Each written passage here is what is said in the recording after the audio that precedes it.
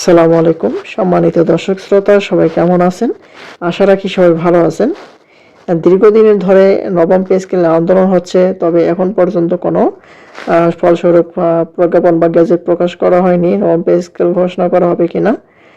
তবে খুব শীঘ্রই এটি নিয়ে কোনো নিউজ আসতে পারে। আর এই প্রসঙ্গে সরকারি কর্মচারীরা আন্দোলনে নামতেছে, কর্মবিরতি আর কি ঘোষণা দিচ্ছে আর কি।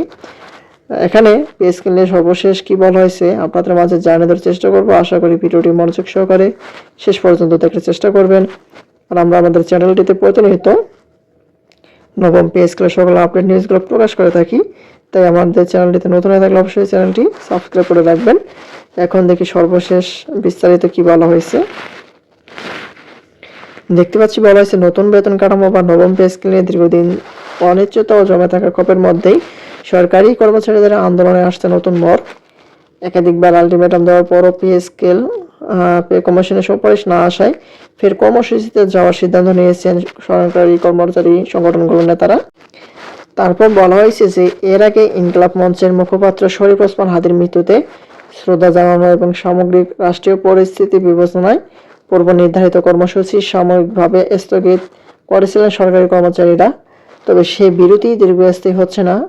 পে কমিশন নবম পে স্কেল সংক্রান্ত সুপারিশ দাখিল না করায় আন্দোলন আবারও সক্রিয় করার ঘোষণা আসছে। একই সঙ্গে নতুন বছরের শুরুতে ধারাবাহিক ও ধাপে ধাপে কর্মসূচি বাস্তবায়নের প্রস্তুতি নেওয়া হচ্ছে। সম্ভাব্য কর্মসূচি তালিকায় রয়েছে প্রতীকী অনশন, বিভিন্ন পর্যায়ে সমাবেশ, মহাসমাবেশ এবং দৈনিক 1 থেকে 2 ঘন্টার কর্মবিরতি। তবে কর্মসূচির ধরন, সময়সূচি ও চূড়ান্ত সিদ্ধান্ত সংবাদ সম্মেলনের মাধ্যমে জানানো হবে বলে জানিয়েছেন সংশ্লিষ্ট নেতারা। বাংলাদেশ সরকারি কর্মচারী দাবি আদায় ঐক্য পরিষদের পক্ষ থেকে জানানো হয়েছে, আন্দোলনের নামে চাকরি বিধিমালা ও শৃঙ্খলা ভঙ্গ করা হবে না। সংগঠনের স্পষ্ট করে বলছে যে প্রজাতন্ত্রের কর্মচারী হিসেবে তারা দায়িত্ব জ্ঞানহীন কোনো কর্মসূচিতে যাবেন না।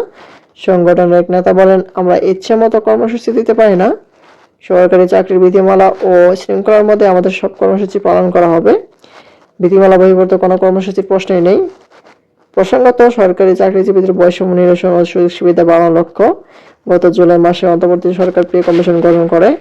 প্রজ্ঞাপন 6 মাসের মধ্যে সুপারিশ জমা দেওয়ার বাধ্যবাধকতা থাকলেও উল্লেখ করা হয়। পরবর্তীতে অর্থ উপদেষ্টা সালাউদ্দিন আহমেদ বর্তমান সরকারি সময় নবম পে স্কেল বাস্তবায়নের ইঙ্গিত দিল। নভেম্বর মাসে তিনি জানান, নতুন পে কমিশনের চূড়ান্ত সিদ্ধান্ত নেবে আগামী সপ্তাহের পর থেকে সরকারি কর্মচারীদের মধ্যে অসন্তোষ ক্ষোভের আরো তীব্র আকার ধারণ করে।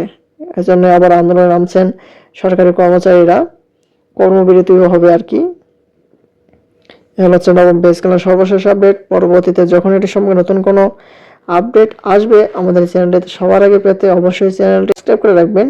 আজকের মতো পর্যন্ত সবাই ভালো থাকবেন, সুস্থ থাকবেন। ধন্যবাদ সবাইকে। আসসালামু আলাইকুম।